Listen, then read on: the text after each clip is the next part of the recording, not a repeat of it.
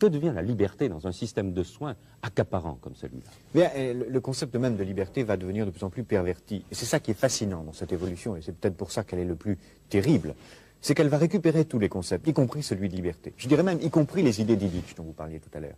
Parce que qu'est-ce que c'est cette société de machines qui nous apprend à nous surveiller nous-mêmes? C'est une société qui dit, soyez libres, débarrassez-vous du médecin, soignez-vous vous-même, sortez de l'hôpital, ce que dit Illich.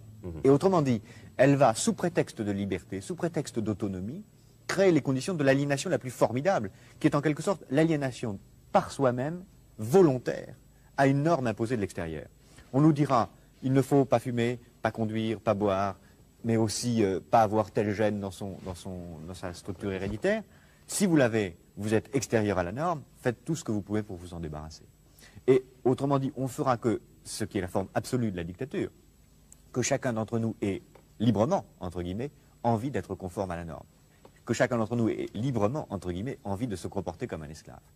Et ce qui est la forme absolue de la dictature, puisqu'on fera que chacun d'entre nous aura envie d'imiter un modèle, une copie, une sorte d'idéal standardisé qu'on nous imposera de l'extérieur. Et ce qui est fascinant, c'est que c'est à travers la médecine, à travers le bien et le mal, à travers le rapport à la mort, que cette nouvelle forme de société totalitaire est en train de s'installer. On aura demain aux États-Unis ou en Europe une carte comme ça. Une carte d'identité de la santé. La nouvelle carte d'identité que chacun aura, qui contient l'essentiel de votre histoire médicale, tout ce que vous avez le droit de faire et de ne pas faire, les maladies auxquelles vous êtes prédisposé, qui vous permettent de faire certains métiers ou de ne pas les faire, une sorte de machine de normalisation personnelle. Alors, tout cela, Jacques